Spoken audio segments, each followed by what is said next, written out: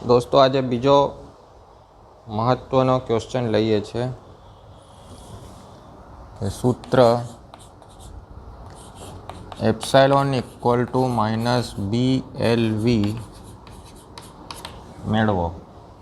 बराबर। प्रश्न शू छे? सूत्र epsilon is equal to -BLV मेळवो। आपणे एनी आगळना प्रश्नमां जोयुं छे कि फेराडेए शुं बताव्युं के गूंचड़ा साथे सकळायेला चुंबकीय फ्लक्समां फेरफार थाय तो उत्पन्न थतो प्रेरित EMF चुंबकीय फ्लक्सना फेरफारना समय दरना ऋण मूल्य जेटलुं होय छे। बराबर। हवे आपणे शुं करीए कि एक U आकारनो वाहक तार लईए छे। शुं करीए छे? U आकारनो एक वाहक तार लईए छे।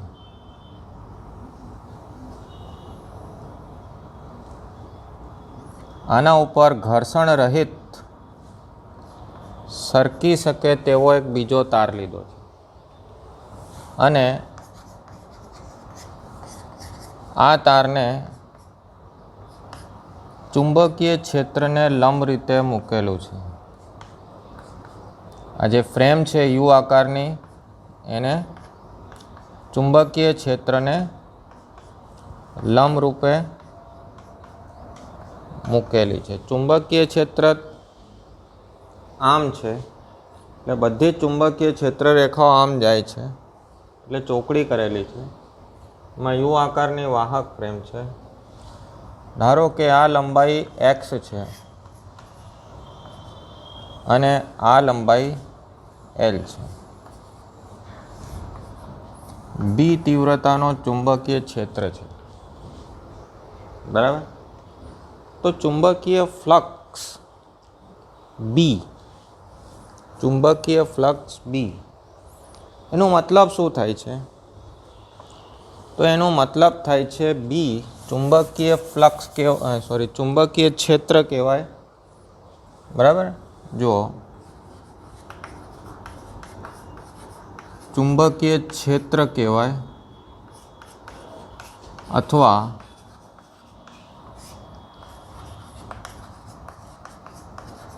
चुंबकीय क्षेत्रनी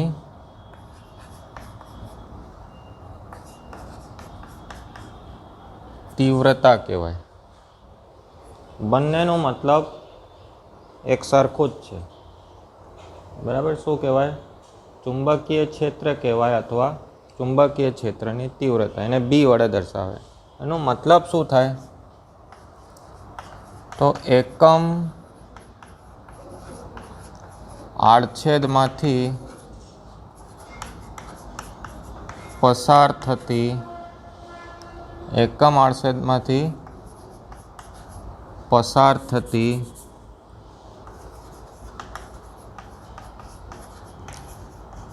चुंबकीय क्षेत्र रेखाओ। आ क्षेत्र रेखाओ छे बहुवचन छे एने फ्लक्स कहे छे। चुंबकीय फ्लक्स रेखाओनी संख्या एने शू कहेवाय? एकम आड़छेदमांथी जेटली विद्युत क्षेत्र रेखाओ पसार थाय छे एने कहेवाय चुंबकीय क्षेत्रनी तीव्रता। हवे जुओ आ देशी हिसाब करीए। आड़छेद अने चुंबकीय फ्लक्स एकम आड़छेदमांथी केटलो पास थाय? पसार थाय, पास थाय B। जो आपणो आड़छेद A होय, धारो के आ बोर्ड छे तो आ बोर्डनो आड़छेद एकम नथी, एमांथी केटलो पसार थाय? बराबर। तो एक मांथी आटलो तो A मांथी केटलो? तो AB थशे। एने फ्लक्स कहेवाय। पण AB नी जग्याए ચોકડીમાં BA લખેલો। બે સંખ્યાઓનો ગુણાકાર છે। AB લખો કે BA લખો, હવે BA જ લખીશું। BA થશે। બરાબર। તો અહીં પણ ચુંબકીય ફ્લક્સ કેટલો છે? B છે। એટલે એકમ આડછેદમાંથી તો આપણે જે લીધું છે આટલા બંધ પરિપથ કેટલો છે? આટલો, બરાબર. એની લંબાઈ કેટલી છે? L, અને પહોળાઈ કેટલી છે? X. તો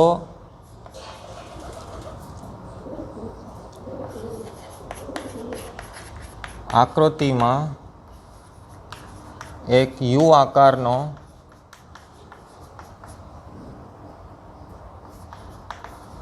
લંબચોરસ વાહક તાર કે જેનો પૃષ્ઠ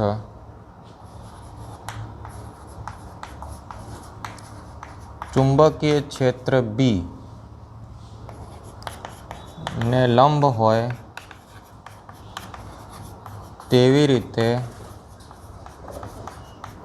મૂકેલો છે, બરાબર. હવે આ તાર ઉપર આજે આપણે લીધું હતું તે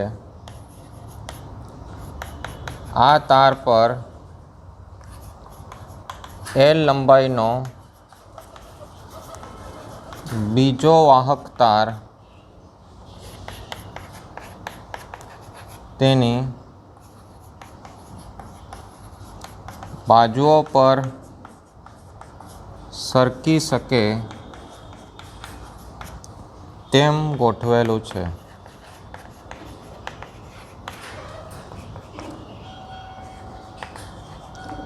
બંધ પરિપથ નો ક્ષેત્રફળ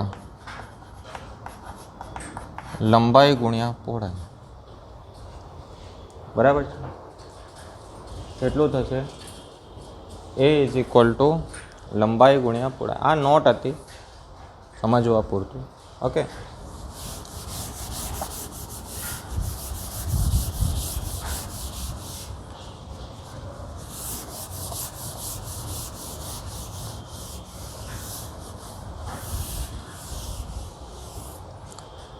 હવે આપણે શું કરીએ છીએ કે આ તારને આમ ખસેડીએ છીએ આ બાજુ, તો લંબાઈમાં કોઈ ફેરફાર નહીં થાય, પણ પહોળાઈ જે છે x એની કિંમતમાં ફેરફાર થશે, બરાબર.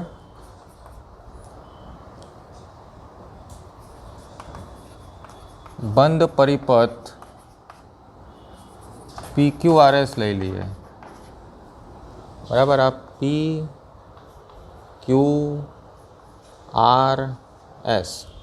બરાબર. સાથે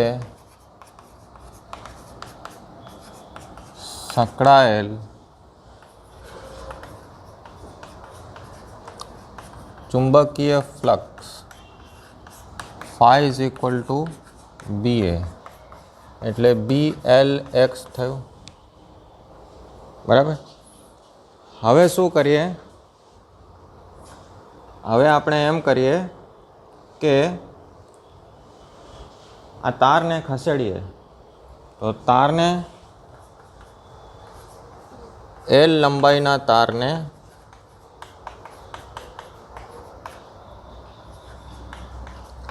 ખસેડતા x ના મૂલ્યમાં ફેરફાર થશે, તેથી ફાઈમાં ફેરફાર થશે. એક્સમાં ફેરફાર થાય, ફાઈમાં ફેરફાર થાય. આ સમીકરણનું વિકલન કરી દો d∅/dt. તો d/dt ઓફ BLX. B અને L અચળ છે, જો બદલાતા નથી. L મેં કીધું હમણાં, અને તારને ખસેડો તો L બદલાવાનું નથી, અને B તો સમાન છે, તો આવશે dx/dt. પરંતુ dx/dt x એટલે શું છે? અંતર છે. અંતરમાં અંતર ભાગ્યા સમય વેગ થશે. therefore d∅/dt = BLV. માઇનસથી ગુણાકાર કરી દઈએ લેન્ઝના નિયમના કારણે, બરાબર. તો માઇનસ d∅/dt = -BLV. આ એપ્સાઇલોન થઈ ગયું ફેરાડેના નિયમ પ્રમાણે. તો માઇનસ BLV આન્સર આવી જશે. સો સિમ્પલ. ઓકે, આ તમારો આન્સર થઈ ગયો. અહીંથી જ કોપી મારી દેવાનું. The most important question of this chapter. Okay, બીજો પ્રશ્ન લઈએ છીએ. હવે ફેરાડે એમ સમજાવે છે કે ચુંબકીય ક્ષેત્રમાં, બીજો પ્રશ્નની વાત કરીએ છીએ કે ચુંબકીય ક્ષેત્રમાં તાર ગતિ કરે તો આમાં EMF ઉત્પન્ન થયો આટલું, કઈ રીતે થયું? બરાબર છે.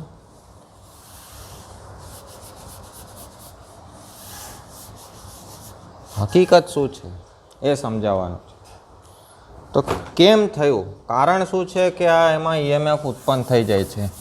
ચુંબકીય ફ્લક્સમાં ફેરફાર થાય તો EMF ઉત્પન્ન કેમ થાય છે? તો આપણે ચોથા ચેપ્ટરમાં ભણી ગયા. શું ભણ્યા? કે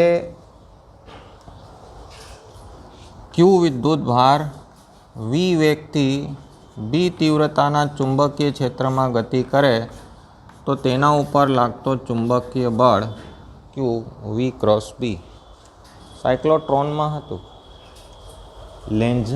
લોરેન્ટ્ઝ બળમાં હતું. ક્યુ વિદ્યુત ભાર V વેગથી B તીવ્રતાના ચુંબકીય ક્ષેત્રમાં ગતિ કરે તો તેના પર લાગતો ચુંબકીય બળ આટલું હોય છે. હવે સમજો કે તાર જે છે એ ગતિ કરે છે. તાર શાનો બનેલો છે? ધાતુનો. કોપરનો તાર છે, ધારો કે એલ્યુમિનિયમનો તાર છે. વાયર જે હોય છે તે ધાતુના જ હોય છે, પ્લાસ્ટિકના તો હોતા નથી. હવે એક ઉદાહરણ લો, એક બસ છે. બસમાં પેસેન્જર બેઠેલા છે. બસ જેટલી ઝડપથી ગતિ કરશે એમાં બેઠેલા પેસેન્જર પણ એટલી જ ઝડપથી ગતિ કરશે. બસ જે દિશામાં ગતિ કરશે એમાં બેઠેલા પેસેન્જર પણ એ જ દિશામાં ગતિ કરશે. બરાબર છે. તાર છે, ધાતુનો છે. ત્રીજા ચેપ્ટરમાં મેં તમને બતાવેલું છે કે ધાતુ છે એટલે એમાં ધન આયન છે, ઋણ આયન છે અને મુક્ત ઇલેક્ટ્રોન પણ છે. ધાતુ છે એટલે ધન આયન છે, ઋણ આયન છે અને મુક્ત ઇલેક્ટ્રોન પણ છે. તો આ તારને આપણે બસ ગણી લઈએ અને એમાં જે મુક્ત ઇલેક્ટ્રોન છે એને આપણે પેસેન્જર ગણી લઈએ. તો તાર V જેટલા વેગથી આ બાજુ ગતિ કરે. હમણાં આના આગળના પ્રશ્નમાં વેગ V હતું.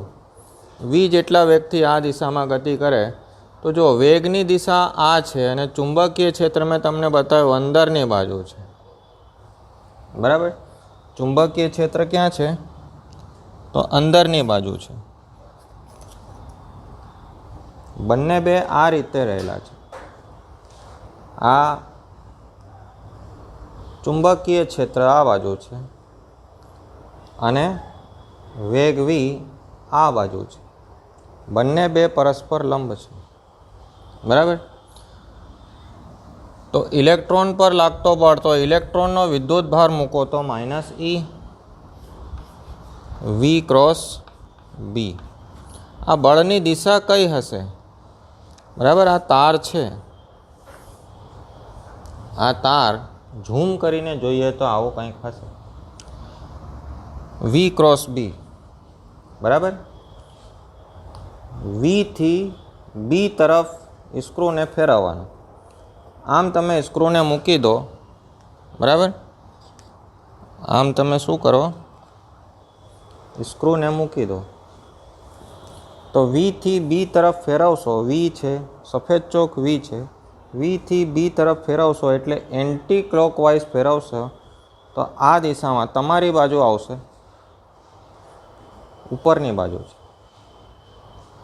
તારમાં ઇલેક્ટ્રોન પર લાગતો બળ ઉપરની બાજુ છે, પણ ખરેખર જુઓ તો માઇનસની નિશાની છે. લેન્સ શું બતાવે? વિરોધ થાય, એટલે અપોઝિટ ડાયરેક્શનમાં. એટલે ઇલેક્ટ્રોન પર લાગતો બળ આ દિશામાં છે ફાઇનલ. તો આ તારના બધા ઇલેક્ટ્રોન જે છે તે આ બાજુ જમા થાય છે, તેથી આ છેડો પોઝિટિવ બને છે. એથી તાર પોઝિટિવ છેડો અને ઋણ છેડો આ બેટરીની જેમ વર્તન કરે. એ બેટરીનો EMF કેટલો? તો BLV જેટલો. બરાબર છે. તારમાં રહેલા મુક્ત ઇલેક્ટ્રોન પર બળ લાગવાથી ઇલેક્ટ્રોન R છેડા ઉપર ભેગા થઈ જાય છે, તેથી Q છેડો ધન બને છે. તેથી તાર ધન ધ્રુવ અને ઋણ ધ્રુવ એટલે બેટરીની જેમ વર્તન કરે છે. એ બેટરીનું EMF એપ્સાઇલોન = -BLV જેટલો હોય છે. એટલે આ તારમાં ઉત્પન્ન થતો EMF આટલો હોય છે. આ કારણથી શું થાય છે કે તારમાં રહેલા વાયરમાં રહેલા ઇલેક્ટ્રોન ઉપર બળ લાગે છે, તેથી ઇલેક્ટ્રોન ગતિ કરે છે. બરાબર. આ ઇલેક્ટ્રોન આ છેડેથી આ છેડે ગયા ને, ઇલેક્ટ્રોન ગતિ કરે છે અને તેથી આપણને EMF મળે છે. ઇલેક્ટ્રોન મેં કાલે પણ વાત કરી હતી કે ઇલેક્ટ્રોન ગતિ આમ નહીં કરે, ઇલેક્ટ્રોનને ઉર્જા જોઈએ. તો ઇલેક્ટ્રોન ઉર્જા લઈને ગતિ કરે છે, અને ઉર્જા એટલે વોલ્ટેજ, વોલ્ટેજ એટલે EMF છે. એટલે એ આપણને EMF મળે છે. આ છેડા ઉપર ઇલેક્ટ્રોન ભેગા થઈ જાય નીચે તો ઉર્જા મળે છે, વોલ્ટેજ મળે છે. બરાબર. અને એને પરિપથમાં જોડી દઈએ તો વિદ્યુત પ્રવાહ મળે છે. એની આગળ જઈએ છીએ આપણે, નેક્સ્ટ ક્વેશ્ચનમાં જઈએ.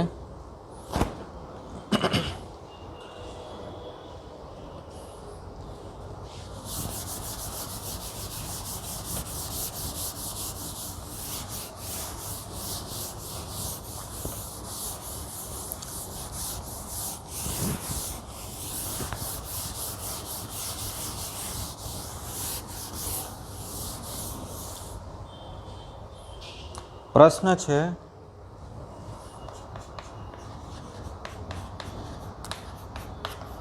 આત્મપ્રેરણ એટલે શું? સેલ્ફ ઇન્ડક્શન એટલે શું? તો તમે જુઓ,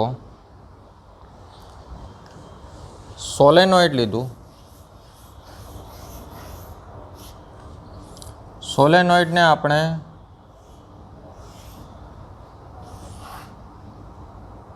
વિદ્યુત પ્રવાહ સાથે જોડી દઈએ, એટલે વિદ્યુત પ્રાપ્તિ સ્થાન સાથે જોડી દઈએ. બરાબર. બેટરી સાથે જોડી દો. શું કરો? એક બેટરી સાથે જોડી દો. હવે બેટરીમાંથી જે વિદ્યુત પ્રવાહ મળે છે એ વિદ્યુત પ્રવાહ સ્થિર હોય છે. સ્થિર એટલે એનું મૂલ્ય બદલાતું નથી, કોન્સ્ટન્ટ હોય છે, અચળ હોય છે, એનું મૂલ્ય બદલાતું નથી. એટલે સેલ શું કરે છે? 1.5 વોલ્ટ સપ્લાય, વોલ્ટેજ બદલાતું નથી, કરંટ બદલાતું એમાંથી મળતો. પછી એ મળ્યા પછી આપણે એમાં ફેરફાર કરી શકીએ. એટલે બેટરી લગાવો તો આમાંથી જે વિદ્યુત પ્રવાહ પસાર થાય છે એનું મૂલ્ય અચળ રહેશે, એનું મૂલ્ય બદલાવાનો નથી. હવે બદલાવવું હોય તો આપણે શું કરીએ? એને એક રિહોસ્ટેટ સાથે જોડી દઈએ. હવે અવરોધમાં ફેરફાર કરો તો આમાંથી વિદ્યુત પ્રવાહમાં ફેરફાર થશે. ઓર્સ્ટેડે એમ બતાવ્યું હતું કે વિદ્યુત પ્રવાહ પસાર થાય તો એની ચારે બાજુ શું થશે? ચુંબકીય ક્ષેત્ર ઉત્પન્ન થશે. શું થશે? ચુંબકીય ક્ષેત્ર ઉત્પન્ન થશે. સોલેનોઇડ છે, સોલેનોઇડમાં ઉત્પન્ન થતો ચુંબકીય ક્ષેત્ર B = μ0 Ni છે. જો આપણે આ રીતે અવરોધ લગાવીને આઈના મૂલ્યમાં ફેરફાર કરીએ તો બીના મૂલ્યમાં ફેરફાર થશે. બીના મૂલ્યમાં ફેરફાર થાય એટલે કોઇલ જે છે, ગૂંચળું જે છે, સોલેનોઇડ જે છે, એના ચુંબકીય ક્ષેત્રમાં પણ શું થશે? ફેરફાર થશે. આ ફેરફાર થતો ચુંબકીય ક્ષેત્ર એટલે બદલાતો જતો ચુંબકીય ક્ષેત્ર કોની સાથે સંકળાયેલું છે? તો આ ગૂંચળા પોતાની સાથે સંકળાયેલો છે, ગૂંચળા સાથે સંકળાયેલો છે. તો ચુંબકીય ફ્લક્સમાં ફેરફાર થાય એ ફેરફાર ગૂંચળા સાથે સંકળાયેલો છે, એટલે ગૂંચળામાં ઈએમએફ ઉત્પન્ન થાય કે ના થાય? ફેરાડેના નિયમ પ્રમાણે ગૂંચળા સાથે સંકળાયેલા ચુંબકીય ફ્લક્સમાં ફેરફાર થાય તો એમાં ઈએમએફ ઉત્પન્ન થાય. ઈએમએફ ઉત્પન્ન થાય. એક ઈએમએફ તો તમે બેટરીથી લગાવેલો છે, એનો મતલબ કે જે ઈએમએફ ઉત્પન્ન થઈ રહ્યું છે એ વધારાનો ઈએમએફ ઉત્પન્ન થાય છે. એટલે ઇન્ડક્ટર, સોલેનોઇડ એટલે ઇન્ડક્ટર કહેવાય. ઇન્ડક્ટર સોલેનોઇડમાં ગૂંચળામાં વધારાનો ઈએમએફ મળે છે, બરાબર. આ વધારાનો ઈએમએફ જે છે એને આત્મપ્રેરિત ઈએમએફ કહેવાય. કેમ આત્મ એટલે પોતાનું ચુંબકીય ક્ષેત્ર પોતાની સાથે સંકળાયેલું છે, પોતાનામાં ઈએમએફ ઉત્પન્ન થાય છે, બરાબર. એથી આ ઘટનાને આત્મપ્રેરણ કહેવાય અને ઉત્પન્ન થતા ઈએમએફને આત્મપ્રેરિત ઈએમએફ કહેવાય. ગૂંચળાના પોતાના સાથે સંકળાયેલા ચુંબકીય ફ્લક્સમાં ફેરફાર થવાથી, ગૂંચળાના પોતાની સાથે સંકળાયેલા ચુંબકીય ફ્લક્સમાં ફેરફાર થવાથી ગૂંચળામાં ઈએમએફ ઉત્પન્ન થાય છે. આ ઘટનાને આત્મપ્રેરણ કહેવાય અને ઉત્પન્ન થતા ઈએમએફને આત્મપ્રેરિત ઈએમએફ કહેવાય, બરાબર. આ થઈ આત્મપ્રેરણની ઘટના. હવે છે કે એક પ્રશ્ન છે 1 માર્કનો કે ઇન્ડક્ટર કોને કહેવાય? ઇન્ડક્ટર કોને કહેવાય? તો પરિપથના જે ઘટકમાં, અત્યાર સુધી તમે કેટલા ઘટક જોયા? એક અવરોધ જોયું, બરાબર, જે પરિપથમાં લાગેલું હોય છે. બીજા ચેપ્ટરમાં કેપેસિટર જોયું હતું. તો કેપેસિટર છે, અવરોધ છે, આ ત્રીજો છે સોલેનોઇડ. પણ જુઓ કે કેપેસિટરમાં ઈએમએફ ઉત્પન્ન નથી થતું, અવરોધમાં ઈએમએફ ઉત્પન્ન નથી થતું, પણ આમાં ઈએમએફ ઉત્પન્ન થાય છે. બીજી કોઈ ઘટના કેપેસિટરમાં નથી થતી, નવું ઉત્પન્ન થવાની ઘટના નથી થતી, અવરોધમાં નથી થતી, પણ સોલેનોઇડમાં થાય છે. તો પરિપથના જે ઘટકમાં, એટલે આ સોલેનોઇડ ગૂંચળું, પરિપથના જે ઘટકમાં આત્મપ્રેરણની ઘટના થતી હોય તે ઘટકને ઇન્ડક્ટર કહે છે. પરિપથના જે ઘટકમાં આત્મપ્રેરણની ઘટના થતી હોય તે ઘટકને આપણે શું કહીએ છીએ? ઇન્ડક્ટર કહીએ છીએ, બરાબર. હવે તમે જુઓ કે આમાં ઉત્પન્ન થતો પ્રેરિત ઈએમએફ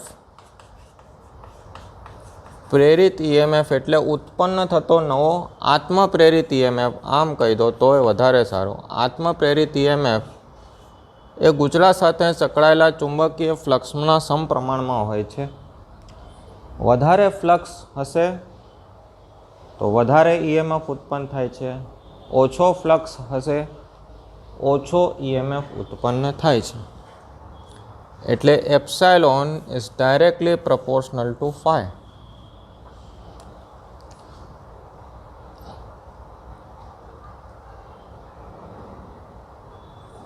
બરાબર છે.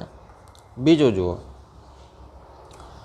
કે ફાઈ જે છે તે કોના લીધે છે? અહીં જે ચુંબકીય ફ્લક્સ મળે છે, ચુંબકીય ક્ષેત્ર ઉત્પન્ન થાય છે, કેમ થયું? કારણ કે આપણે વિદ્યુત પ્રવાહ પસાર કર્યું તેમ. તો આ જે છે તે વિદ્યુત પ્રવાહના સમપ્રમાણમાં હોય છે, બરાબર. તો phi is equal to L I, જ્યાં એલ શું છે? તો સપ્રમાણતા અચળાંક છે. એને ગૂંચળાનો આત્મપ્રેરકત્વ પ્રેરકત્વ સેલ્ફ ઇન્ડક્ટન્સ. યાદ રાખજો, એવું નહીં કે અંગ્રેજીથી આપણે કંઈ લેવા દેવા નથી. 7મા ચેપ્ટરમાં ઇન્ડક્ટર લખેલું આવશે તો આપણને ખબર નહીં પડે. ઇન્ડક્ટન્સ લખેલું આવે તો કે હવે ગુજરાતી ઇઝ ઇટ, સમજી ગયા? તો આત્મપ્રેરકત્વ કહે છે. હવે આ સમીકરણનો તમે વિકલન કરી દો, બરાબર? તો જુઓ, d∅dt is equal two L, અચળ છે, અચળાંક છે ને, અચળ છે, di/dt માઇનસથી ગુણાકાર કરી દો તો આ શું થશે? ફેરાડેના નિયમ પ્રમાણે epsilon is equal two -L di/dt. જો di/dt ઇક્વલ ટુ 1 એમ્પિયર પર સેકન્ડ હોય, એટલે વિદ્યુત પ્રવાહનો ફેરફારનો સમય દર 1 એકમ હોય, તો epsilon is equal two -L થાય. એટલે અહીંથી એલની વ્યાખ્યા મળે કે જો ગૂંચળાની સાથે સંકળાયેલા ગૂંચળામાંથી પ્રવાહિત વિદ્યુત પ્રવાહના ફેરફારનો સમય દર, ગૂંચળામાંથી પ્રવાહિત થતા વિદ્યુત પ્રવાહના ફેરફારનો સમય દર 1 એકમ હોય તો ઉત્પન્ન થતા ઈએમએફને, આત્મપ્રેરિત ઈએમએફને ગૂંચળાનું આત્મપ્રેરકત્વ કહે છે. જો ગૂંચળા સાથે સંકળાયેલા જો ગૂંચળામાંથી પ્રવાહિત વિદ્યુત પ્રવાહના ફેરફારનો સમય દર 1 એકમ હોય તો ગૂંચળામાં ઉત્પન્ન થતા આત્મપ્રેરિત ઈએમએફને ગૂંચળાનું આત્મપ્રેરકત્વ કહે છે. હવે આનો એકમ કાઢવો હોય તો એલને સૂત્ર કરતાં બનાવી દો તો dt સામે જશે અને di છેદમાં જશે, આમ છેદમાં જશે, બરાબર? એપ્સાઇલોનનો એકમ છે વોલ્ટ, ડીટીનો સેકન્ડ અને આ ampere, volt second upon ampere થાય. હવે આનો તમે પારિમાણિક સૂત્ર મેળવી શકો છો, પણ વોલ્ટ સેકન્ડ અપોન એમ્પિયર લખતા નથી. હેનરી અને ફેરાડેએ વિદ્યુત ચુંબકીય પ્રેરણના પ્રયોગ કર્યા હતા, તો હેનરીના સન્માનમાં એને હેનરી H વડે દર્શાવવામાં આવે છે. ઓકે, દોસ્તો આ થયું આત્મપ્રેરણ અને આત્મપ્રેરકત્વ બંને થઈ ગયા. ઓકે, આટલું રાખીએ, પછી બીજી ઘટના બીજા લેક્ચરમાં લઈએ છીએ.